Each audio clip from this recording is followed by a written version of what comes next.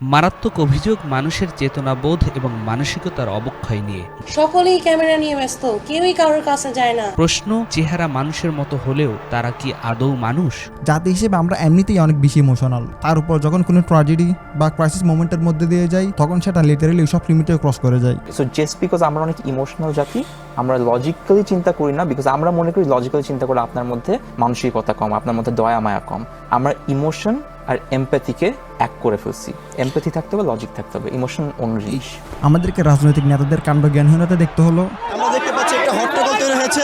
আপনি আসছেন বিভিন্ন পরিদর্শনের জন্য, আসছেন কি পরিদর্শন করতে আসছেন? টুরিস্ট স্পট এটা। আপনি জানেন আপনি এখানে আসলে আপনি সেন্টার অফ অ্যাটেনশন হবেন, আপনার কাছে পাওয়ার আছে, আপনি ভালো কাজে লাগান। অন্তর্বর্তী সরকারের ফান্ড রাইজ করার পোস্ট দেখতে হইলো, পাইলটকে নিয়ে ইমোশনাল কথাবার্তাও শুনতে হলো, অথচ যেটা তার রেগুলার কাজের এথিক্সের মধ্যেই পড়ে। মধ্যরাতে পরীক্ষা পেছানো দেখতে হলো, 2 লিটার পানির দাম 600 টাকা হইতেও দেখলাম। 2 লিটার পানির বোতল 600 টাকা দাম চাইছে আমার কাছে। 600। সব সম্ভবের দেশ হচ্ছে আমাদের দেশ। আর নিহতের সংখ্যা নিয়ে কত কি হলো সেটা বলাই বাহুল্য। এখানে কোনো 10 জন 20 জন কেউ মারা যায় না, এখানে 200 প্লাস মারা গেছে। আমাদের প্রমাণ আছে। আমরা এই যে উত্তরে যতগুলো মেডিকেল আছে সব জায়গায় গেছি, ওরা 27 জন না 200 এর উপরে মানুষ মারা গেছে। কেউ বলে না যে আমার ছেলে মারা গেছে, মেয়ে মারা গেছে, আমি খুঁজে পাচ্ছি না, লাশ খুঁজে পাচ্ছি না। এখানে ঢাকা মেডিকেলে যান, অনেক বাবা অনেক মা দাঁড়ায় আছে যে আমার সন্তানের আমরা পাচ্ছি না। বার্নিং স্ট্রিটে কয়জন মানে নিখোঁজ এরকম পরিবার আছে বলেন? এটা জানি না। এটা জানেন না, এখানে এসে লাফাচ্ছেন। অথচ স্কুল কর্তৃপক্ষ চাইলেই সেটা একদিনের মধ্যেই বের করা সম্ভব। কতজন স্টুডেন্ট আহত হয়েছে আর কতজন মারা গেছে। এখানে লাশ গুম কি করে হওয়া সম্ভব? এইটা কিন্তু কাউরে রাস্তা থেকে গুম করে ফেলে না। এই ক্লাসে ঠিক কতজন শিক্ষার্থী ক্লাস করতেছিল এর ডেটা কিন্তু পুরো স্কুল কর্তৃপক্ষের কাছেও আছে, প্রত্যেক বাবা মায়ের কাছেও আছে। একটা পরিবারও কি এসে বলেছে যে আমার সন্তান স্কুলে গেছিল তার লাশটা পাই না? এত সব ইনসিডেন্টগুলো কিন্তু একটাও আমাদের মেইন ফোকাসে থাকা উচিত ছিল না, কিন্তু কোনো এক অজানা কারণে বারবার প্রতিটা ট্র্যাজিক মোমেন্টে আমরা এমন সব টপিক নিয়ে ইমোশনাল হই, এমন সব টপিক নিয়ে পুরো সোশ্যাল মিডিয়া ভরাই ফেলি, যেটা আলটিমেটলি আমাদের মেইন পারপাসটাকে সার্ভ করেই না, উল্টো মেইন পারপাসটাকে ধুলোয় মিশিয়ে দেয়। আসলে কি হয়েছিল, কি হয়েছিল? বাইরে তাকিয়ে দেখি কি যে প্রাইমারি সেকশনের একটা সেকশনের মধ্যে ঢুকে গেছে পুরো প্লেনটা। তোরা যায় দেখি কি যে ভিতর থেকে স্টুডেন্টরা বের হইতেছে, কাপড় চোপড় পুরো একবার পুইরা, সারা শরীর পুইরা গেছে, বের হইতেছে আর নিচে পড়ে যেতেছে, আর কয়েকজনের পুরো অর্ধেক শরীর ছিল না।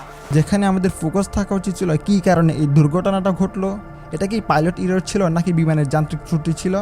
যদি বিমানের যান্ত্রিক ত্রুটি হয় তাহলে সেটা কেন হলো, কেমন হলো? কারণ এটাই বাংলাদেশের ইতিহাসে প্রথম কোনো প্রশিক্ষণ বিমান দুর্ঘটনা না, এর আগেও আরও বেশ কয়েকটা দুর্ঘটনা হয়েছিল। আগে যত দুর্ঘটনা হয়েছে ওইগুলোর কি প্রপার কারণ খুঁজে বের করা হয়েছিল?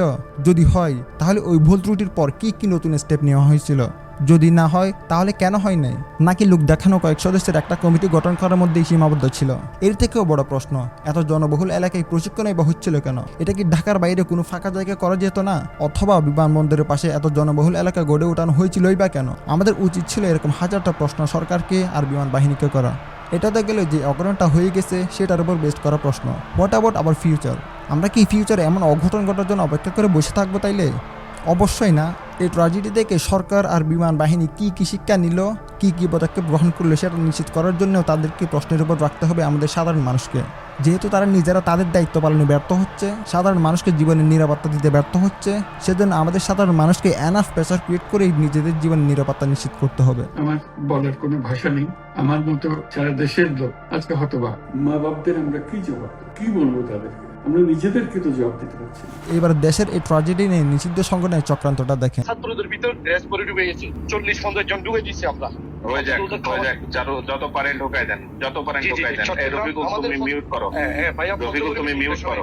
আমাদের শিক্ষা বোর্ডে যেখানে আমাদের রাউজান থেকে নির্দেশনা দেওয়া হয়েছে, আমাদের কিছু স্কুলের স্টুডেন্ট গেছে আর কিছু আমাদের আগে যারা ওই ছাত্রলীগের কর্মী ছিল রাউজান সরকারি কলেজ থেকে আমাদের এমপি মহোদয়ের নির্দেশনা, ওনার পরিবার থেকে নির্দেশনা দিয়েছে, আমাদের মেয়রের নেতৃত্বে এখানে গেছে। আমাদের সাধারণ শিক্ষার্থী সে যে দেশকে অস্থিতিশীল করার জন্য সম্পূর্ণ চেষ্টা তারা চালাচ্ছে। যদি শিক্ষা উপদেষ্টার পদত্যাগ না করা হয় আমরা সবাই টাকা তুলে শেখ হাসিনার আবার বাংলাদেশ আনবো। শেখ হাসিনা ভালো ছিল।